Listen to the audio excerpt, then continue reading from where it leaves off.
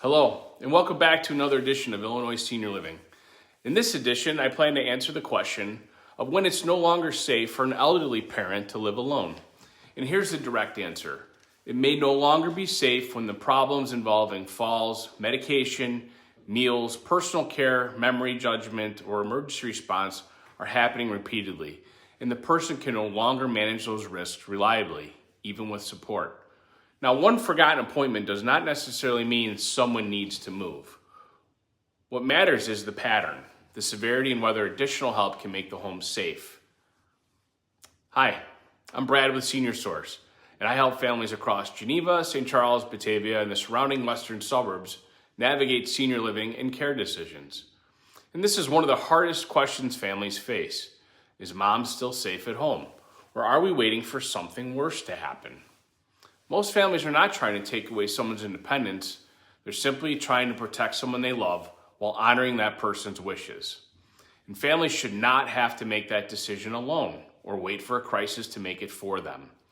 Today, I'll walk you through 7 warning signs that living alone may no longer be safe, what requires immediate attention, what options may be available before or instead of a move. First sign is the falls or increasing mobility problems. You may be noticing them moving around unsafely around the home. Maybe they're holding on to furniture, struggling to get out of the chair, owing the stairs, or maybe one of your parents has some unexplained bruises. Maybe they fell, but they don't want to tell anyone because they're afraid that you might make them move. A single fall doesn't automatically mean assisted living is necessarily, but repeated falls, difficulty getting up, or unable to call for help are serious concerns. Someone who's already fallen is an increased risk of falling again. So you have to ask this question. If they fell tonight, could they get up and answer the phone, call for help, and remain safe until help arrived? And if that answer is no, the current plan needs to change. The second sign is medication mistakes. Look for missed doses, duplicate doses, pills left in the organizer, prescriptions that are not being refilled, or uncertainty about which medication should be taken and when.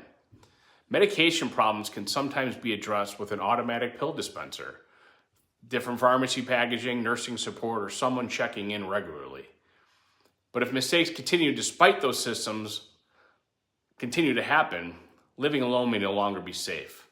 The Institute of Aging specifically recommends medication management tools for people with early cognitive changes, while noting that someone may still be needed to help set up and oversee those tools. The important question is not, does mom have a pill box? It's, can we confirm that the correct medications are being taken correctly every day? Third sign, meals, weight, hygiene, or the home are declining. Basically, to break that down, you may find spoiled food in your refrigerator, maybe very little food in the house. There's unexplained weight loss. The same clothes are being worn repeatedly. We have poor hygiene, unopened mail, laundry piling up, or a home that was once well maintained becoming unusually cluttered or dirty. Try not to judge the condition of the house by itself. Instead, ask what changed. Is the problem mobility? Is it depression? Is it memory loss? Is it poor vision, exhaustion, or difficulty completing everyday tasks? The goal is not to criticize. The goal is to determine whether your parent can still consistently manage nutrition, hygiene, housekeeping, and other essential daily activities. Fourth sign, memory loss is creating safety risks. Memory loss by itself does not automatically mean someone cannot live alone. The concern becomes more serious when memory or poor judgment creates danger. Examples include leaving the stove on, getting lost in familiar places, leaving doors unlocked, wandering outside, giving money or personal information to strangers, driving despite becoming confused, or being unable to recognize an emergency. Dementia affects memory, thinking, decision-making, and the ability to perform everyday activities. As dementia progresses, the behaviors such as wandering or aggression may eventually make around-the-clock care necessary. So you need to ask this. Is this forgetfulness, inconvenient, or is it becoming unsafe? And that distinction matters. The fifth sign, your parent cannot respond reliably to an emergency. Could your parent call 911? Can they explain their address? Leave the home during a fire. Recognize that they are injured. Use an emergency alert button. Follow instructions from a dispatcher. A person may appear completely comfortable during a short family visit, but still be unable to manage a crisis alone. This is why families need to evaluate the difficult moments, not only the good ones. The sixth sign, isolation is affecting daily function. Living alone and living independently are not necessarily the same thing. Someone may technically remain in a home but rarely eat properly, move around, socialize, or leave the house. You may notice they no longer attend activities they once enjoyed. They avoid answering the phone. They seem fearful or unusually withdrawn. They're sleeping much of the day, and the world is becoming smaller each month. Isolation does not automatically mean someone needs assisted living, but it may signal that additional support, transportation, adult day programming, home care, medical evaluation, or a more social living environment should be considered. The seventh sign, the care plan depends on one exhausted person. The person may appear to be living independently, but only because one family caregiver is quietly holding everything together. That caregiver may be managing medications, delivering meals, handling appointments, paying bills, responding to nighttime calls, cleaning the house, and leaving work or their own family whenever a crisis happens. If the entire plan collapses when one exhausted person becomes sick or goes out of town or cannot answer the phone, this is not a sustainable care plan. Caregiver burnout is not a personal failure. It is information. It tells us the amount of support being provided is greater than the current system can reliably handle. Does one warning sign mean it's time to move? Not necessarily. Before deciding that someone must leave home, consider these questions. Is the problem temporary or ongoing?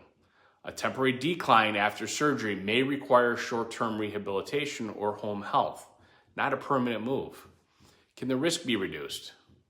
Are there other supports that we can include, like home modifications, an emergency response system, medication management, meal delivery, non-medical home care, adult day services, transportation, home health or therapy when medically appropriate, or maybe some more frequent family check-ins?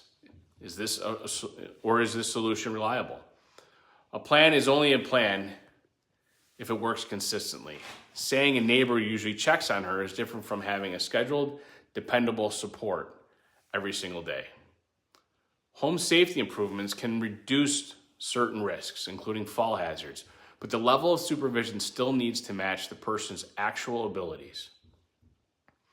So when should assisted living or memory care be considered? Assisted living should be considered when a person needs regular help with medications, bathing, dressing, meals, mobility, or supervision, and that can no longer be provided safely and consistently at home. Memory care should be considered when cognitive decline is creating risks, such as wandering, unsafe decision, repeated confusion, or the need for a secured and more structured environment. The decision should not be based only on age or diagnosis. It should be based on safety, daily support needs, cognitive abilities, medical complexity, and whether the current care plan is sustainable. If confusion or weakness appears suddenly, do not simply assume it is a normal aging or dementia progression. Sudden confusion can be associated with an acute medical problem. Sudden confusion accompanied by trouble speaking, facial drooping, one-sided weakness, loss of balance, or other possible stroke symptoms requires an immediate 911 call. So if you're asking, is it time? You don't have to solve this entire future of your loved one today. But start by answering these three questions. What is happening repeatedly? What is the greatest safety risk that we have? Can reliable support reduce that risk, or has the current plan reached its limit? The goal is not to take independence away. The goal is to add the right support before a crisis takes the choice away. If you need help looking at a situation calmly and deciding what the next step should be, call or text me, 630-835-0355. Once again, I'm Brad with Senior Source. I will see you in the next video. Thanks so much for your time today.